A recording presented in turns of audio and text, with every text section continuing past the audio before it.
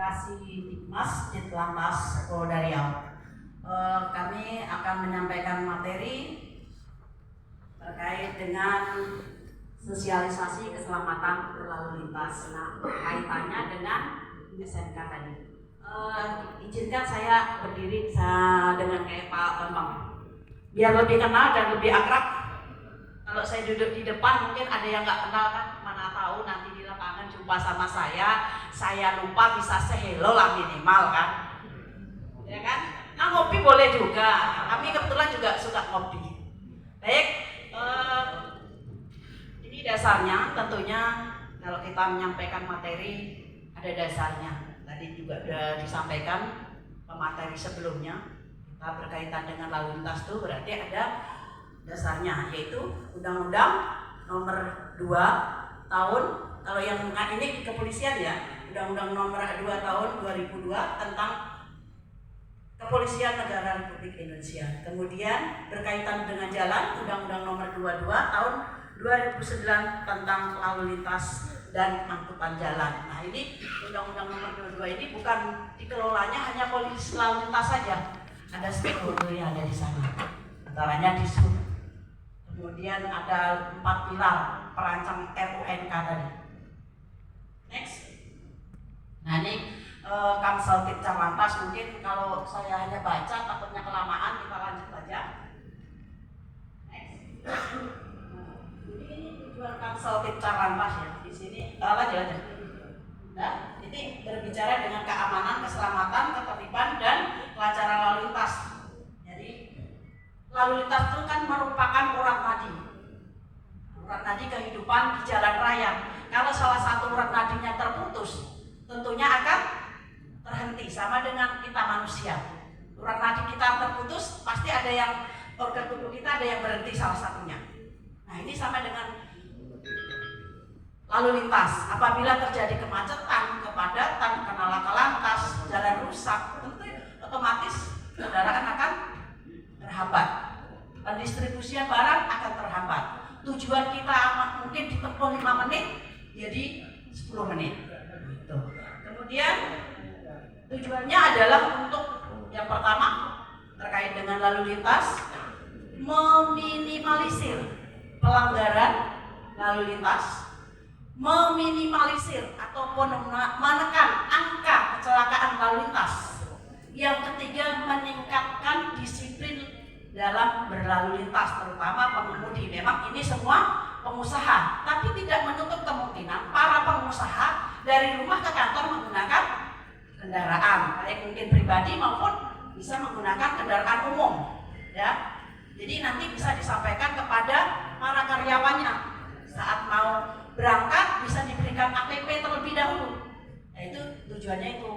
Kalau misalnya terjadi kecelakaan, perusahaan juga akan rugi, akan mengganti rugi, pengobatan dan lain sebagainya. Makanya kita sama-sama untuk mencegah hal yang tadi di atas, pelanggaran, kecelakaan, meningkatkan disiplin dalam berlalu lintas.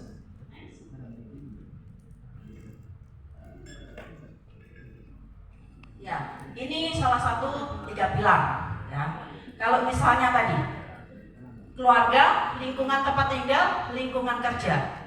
Salah satu contoh, nih keluarga menjadi sumber kehidupan karena bekerja sebagai sopir ataupun kerja di perusahaan angkutan. Terjadi kecelakaan, mereka adalah tulang punggung keluarga. Ternyata terjadi kecelakaan yang sangat fatal sehingga ekonomi keluarga akan terganggu, akan menimbulkan kemiskinan.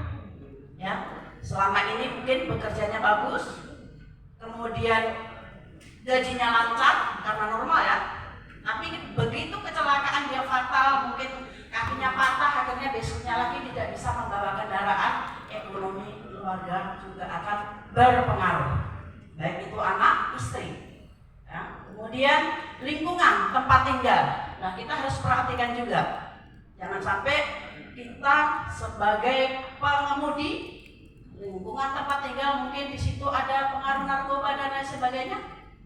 Nah, kalau bisa sudah tergabung di sana, di rumah mungkin agak suntuk, di sebelah ada rame-rame, kita ke sana dulu, diselipilan tadi, kasih minum, segala macam, terjadilah sesuatu. Nah itu bisa mengganggu juga. Terus lingkungan kerja, kadang-kadang bujukan dari teman-teman di lingkungan kerja, ngapain kamu rajin-rajin, gajinya cuma segini saja kok. Nah, yang penting kita punya prinsip. Ya, lanjut. Nah, tujuan etika berlalu lintas, mungkin saya rasa ini dari dulu sampai sekarang etika berlalu lintas itu saja, tapi dalam pelaksanaan di lapangan kadang selalu diabaikan. Dari hal kecil saja, misalnya di situ ada rambu kurangi kecepatan atau batas kecepatannya 50, tapi dia bantai jadi 70, 80. Nah seperti itu sebenarnya ya. Ya udah lanjut.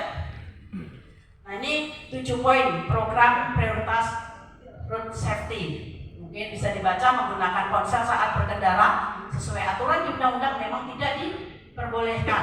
Dibolehkan tapi harus menggunakan alat bantu apa? Handsfree ya, handsfree. Nah, tujuannya apa? Tidak mengganggu konsentrasi, ya. Takutnya lagi bawa mobil, lagi nyetir, bawa penumpang banyak, ditelepon sama istrinya, Pak, Bapak di mana? Lagi nyopir, anak kita sakit. Tentu pikiran kita saat mengendarai kendaraan itu pasti tidak fokus. Belum lagi Pak, kreditan mobil belum selesai nih, ditarik sama debt collector di jalan, tambah pusing lagi kan? Nah konsentrasi pasti akan terganggu. Terus pengendara di bawah umur, nah ini walaupun mungkin angkutan umum, jangan sampai nanti apa namanya stalker yang di bawah umur harus dia bawa. Kadang-kadang belum mencapai umur 17 tahun dia udah bawa kendaraan, sementara di aturan undang-undang udah jelas. Kenapa? Nanti itu kok polisi keluarkan? Kita berdasarkan KTP mereka. KTP mereka siapa yang keluarkan? Bukan kita. Siapa yang isi data? Yang mengisi biodata ya mereka. Nah, kok polisi bisa? Kita berdasarkan biodata yang diserahkan. Kemudian berboncengan yang lebih dari 1 orang itu untuk kendaraan roda 2, oke. Tidak menggunakan helm itu roda 2. Berkendara melebihi batas kecepatan. Nah, tadi sudah saya sampaikan kalau misalnya di jalan tol batas kecepatannya 80, tapi banyak pengemudi karena mau buru-buru ngejar setoran yang harusnya 80 dibantai 130. Begitu insiden tidak ada yang selamat. Bisa kita pastikan. Kalau sudah kecepatan di atas 100, tidak ada yang akan selamat. Bisa dipastikan. Banyak kejadian di jalan tol itu seperti itu. Kalau nggak terbalik, mental ke sebelah, nah tabrakan beruntun. Nah memang untuk rancangan ke depan di jalan tol juga akan dipasang CCTV batas kecepatan. Nanti akan berlaku di seluruh Indonesia, namun sekarang masih dalam proses program perencanaan dari Korlantas. Kemudian pengendara jalan pengaruh alkohol. Nah ini sering terjadi. Kadang-kadang mungkin pengaruh alkohol ini sangat fatal. Kalau sudah tidak konsentrasi bisa mengganggu, merusak pikiran kita. Sehingga membawa kendaraannya tidak fokus, tidak lurus. Mungkin dilurus di depan itu padahal parit, dipikirnya jalan aspal, masuklah dia jurang. Karena pikirannya udah berpengaruh. Melawan arus, kayaknya kalau angkutan umum jarang sih melawan arus karena kendaraannya besar. Ya, mungkin yang angkutan umum yang kecil-kecil lah kayak oplet, mohon maaf ya, kadang-kadang seperti itu curi-curi dikit. Lanjut. Nah, ini adalah gambaran kecelakaan itu diawali dengan pelanggaran lalu lintas. Nah, salah satu contoh, kadang-kadang ada kendaraan yang besar sama yang kecil. Kadang-kadang ada kendaraan yang kecil ini tidak mematuhi peraturan lalu lintas. Mungkin di situ tidak dilarang berbelok, tapi dia berbelok. Sementara di belakangnya ada angkutan umum. Nah, kalau terjadi senggol, rata-rata banyakan yang disalahkan yang besar. Nah, sekarang tidak ada seperti itu, karena itu kalau sudah ada CCTV, dia akan dilihat CCTV-nya. Di didatangi TKP. Kalau memang dia salah, walaupun kendaraan kecil dia tetap salah. Sudah ada aturannya dan itu sudah jelas. Nah, kadang-kadang yang kecil ini cari suaka. Aku orang miskin, kendaraan saya nggak ada ini nih. Nah, cari pembenaran. Akhirnya ada bertengkar di situ. Nah, disitulah ya. Jadi jangan sampai nanti semua kendaraan yang besar harus salah, tidak. Kita harus cross check di lapangan. Makanya gunanya ada olah TKP. Di seputaran situ patokannya apa, kemudian apa penyebabnya. Oke, lanjut. Nah, ini perilaku pengguna jalan yang tidak peduli keselamatan lalu lintas. Banyak pengguna jalan itu bukan hanya angkutan umum saja. Kaitannya ada yang roda 2, roda 4 dan lain sebagainya. Ya, karena mau buru-buru, yang hal sepele seperti ini kadang-kadang diabaikan. Kalau misalnya dia naik sepeda motor wajibnya membawa helm, pakai helm, dia nggak pakai helm. Bunyi klakson sedikit dari mobil angkutan umum, kaget jatuh, kepalanya pecah, siapa lagi yang disalahin? Nah, mari kita sama-sama mulai dari lingkungan kita dulu, keluarga, terdekat, tetangga, bisa kita sampaikan sama-sama untuk menjaga keselamatan lalu lintas di jalan raya. Jadi bukan ini saya sampaikan ini sistem manajemen keselamatan perusahaan angkutan umum. Kenapa gambar-gambarnya roda 2? Tidak menutup kemungkinan angkutan umum ini juga akan bersinggungan dengan yang ada di gambar ini. Roda 2, roda 4. Nah, seperti itu. Ya, lanjut. Nah, ini adalah kecelakaan lalu lintas. Kecelakaan lalu lintas jalan peristiwa yang tidak dapat dikendalikan. Jadi siapa yang ingin kecelakaan lalu lintas di jalan? Nggak ada, semua nggak ada. Pasti inginnya selamat. Tetapi kadang-kadang tanpa disangka, tanpa diduga, terjadilah serempetan, senggolan, gimana mungkin tidak konsentrasi dan lain sebagainya. Itulah jadi kecelakaan. Ya, lanjut. Nah, ini adalah faktor penyebab kecelakaan lalu lintas. Dari dulu sampai sekarang masih ada 4. Yang tahu pertama apa kira-kira? Ada yang tahu? Banyak tahu? Masnya tahu faktor penyebab kecelakaan lalu lintas? Cuaca. Bapak izin? Aku kenal juga bapak ini loh, sesepuh kami. Ya, Pak? Masih lah.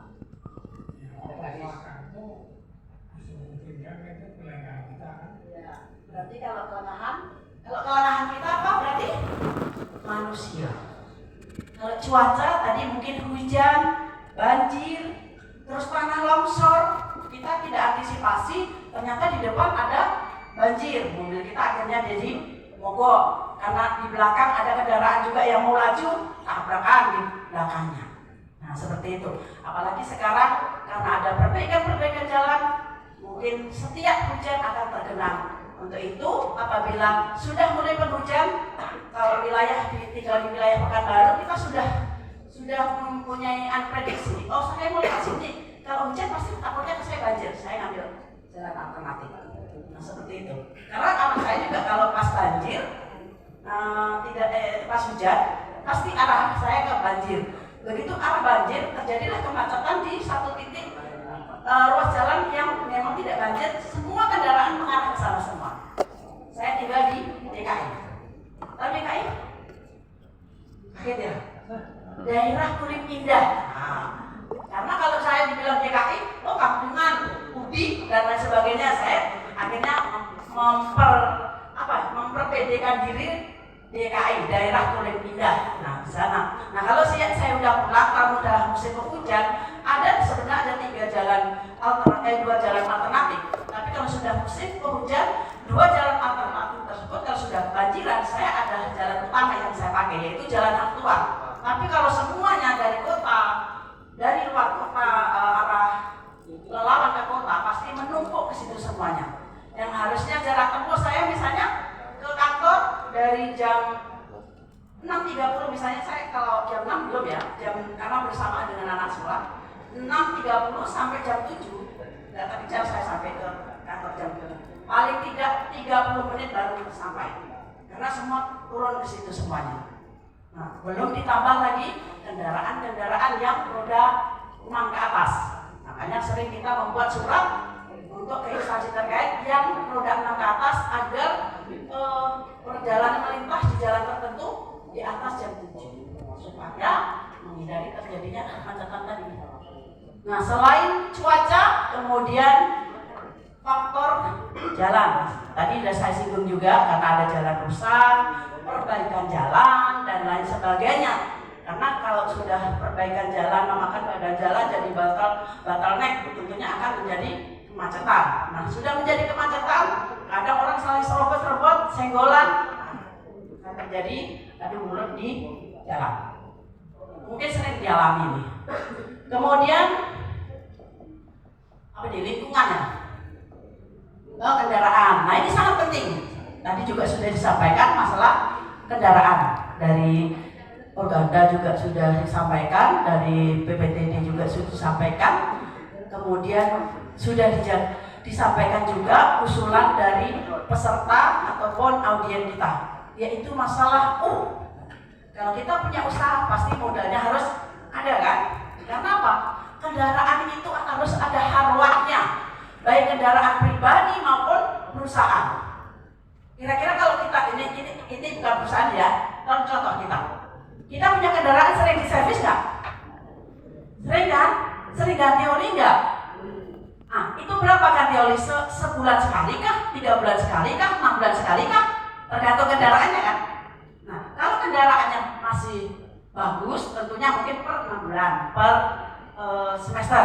Tapi kalau misalnya sudah mulai turun tahunnya, tentu tribulan.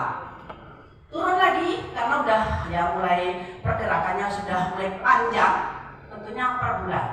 Kalau ada pemeliharaan, perawatannya bagus, otomatis kendaraannya juga akan bagus juga.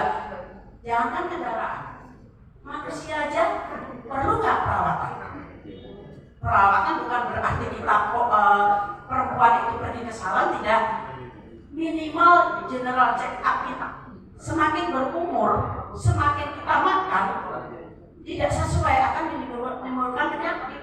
Muncul mungkin yang asam urat lah, kolesterol lah, terus tensi lah, sama kendaraan kita itu. Kita ibaratkan seperti itu. Kalau kendaraan kita beli tahun 2010, terus kemudian nggak pernah dirawat, kira-kira 5 tahun, 6 tahun, 7 tahun pemakaian gym nggak kira-kira? Nah, seperti itu. Jadi kami mohon kepada para pengusaha untuk mungkin udah ada lah ya jadwalnya untuk pemeliharaan. Namanya harwat, kalau kami namanya harwat, pemeliharaan dan perawatan kendaraan, baik itu bodinya maupun mesinnya, baik olinya ataupun minyaknya. Jadi misalnya jarak tempuh sekian, apalagi BBM sudah mulai naik, ya BBM sekian, cuma dikasihnya 10 liter, dia nggak nyampe-nyampe. Sementara SPBU misalnya solar nih, antriannya jarak tempuh sana kita susah prediksi, ternyata belum sampai tujuan sudah habis minyak. Antri lagi SPBU. Nah, kemudian faktor manusia. Faktor manusia itu sangat dominan sekali. Namun demikian bukan menjadi yang paling utama, tetapi manusia walaupun sudah diberikan misalnya memiliki surat izin mengemudi melalui proses untuk mengikuti ujian. Kadang-kadang manusianya bilang, "Gak usah pakai ujian." Sebenarnya itu saya tidak setuju. Saya pengennya memang tetap mengikuti ujian, jadi biar tahu prosedurnya seperti apa, sehingga bisa menekan angka kecelakaan lalu lintas. Kadang-kadang gak usah lah dipakai ujian, harusnya bisa 1 jam, bisa 2 jam. Nah, itu ada prosesnya, permohonan itu. Kadang-kadang ada masyarakat yang masih berkata seperti itu. Ya, kami mengharapkan justru saya lebih suka dari ujian, dia tahu, oh ini seperti ini seperti ini. Terus pengenalan rambu-rambu itu tahu. Kadang-kadang kita ngerti itu rambu-rambu dilarang parkir, tapi kalau nggak ada polisi, nggak ada siapa-siapa, udah saya parkir sini aja. Jadi takutnya hanya polisi. Kami tidak mengharapkan seperti itu, karena untuk kedepannya, jadi untuk digitalisasi itu sudah mulai jalan. tanpa kehadiran polisi, pelanggar sudah terdeteksi dengan alat CCTV, Play sekarang. Jadi kalau komplain, kok saya ditilang? Foto bapak ada di situ, kendaraannya ada fotonya di situ, wajahnya pun jelas. Kalau misalnya bapak bawa orang lain, kalau sempat nampak ibu berantem, itu memang tidak kami sebarluaskan, ya, karena nampak betul. Bapak pegang tangan gini itu nampak. Jangan coba bapak, bukan saya nakutin. Kalau misalnya itu nanti bapak sendiri dikonfirmasi itu ada fotonya, ada platnya, ada BM-nya, ada wajahnya. Bapak lagi ngapain nampak di situ. Jangan kan pegang, nempel kan nampak. Makanya bapak-bapaknya macam-macam. Cuma hal ini itu kan tidak boleh dipublikasikan, kecuali yang bersangkutan minta baru kita berikan. Ya, yang kita berikan tentu yang surat konfirmasi yang sesuai yang membawa. Ternyata mobil saya yang bawa, rupanya yang dipinjamkan sama tetangganya nggak bilang kalau dia terobos lampu merah atau tidak pakai seatbelt belt atau pas lagi nelpon. Ada beberapa titik di wilayah Kota Pekanbaru tanpa dihadiri polisi, di situ sudah ada bisa melakukan penindakan tilang, yaitu Play.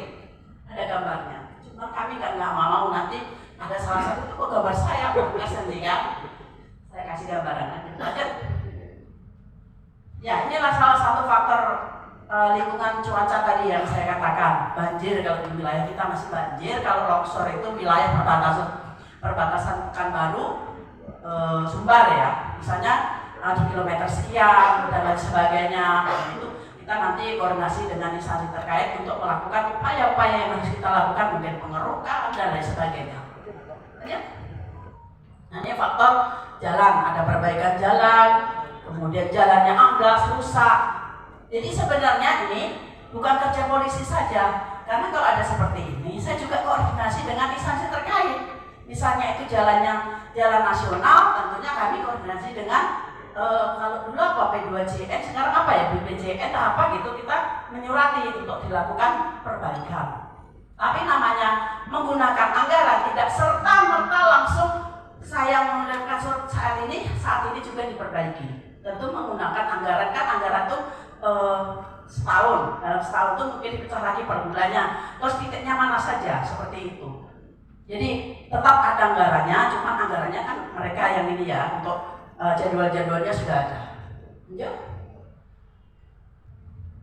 Nah, ini faktor kendaraan saya harapkan tadi sebelum berangkat cek dulu olinya, kemudian wipernya, kemudian bensinnya dan lain sebagainya. Ini sangat perlu sekali. Ya, tahu musim penghujan, wipernya ternyata sudah apa namanya, gundul, rusak. Jadi begitu hujan lebat, gini-gininya nggak jelas lagi. Nah, itu bisa akhirnya karena mata kita terbatas, apalagi sudah faktor umur, seumuran saya di atas 50. Jarak pandang kita sudah terbatas. Beda kalau yang umurnya masih 22, 18, itu masih tajam pandangannya. Tapi kalau sudah faktor yang dibilang sama Pak Amir tadi, faktor ruang dan faktor umur.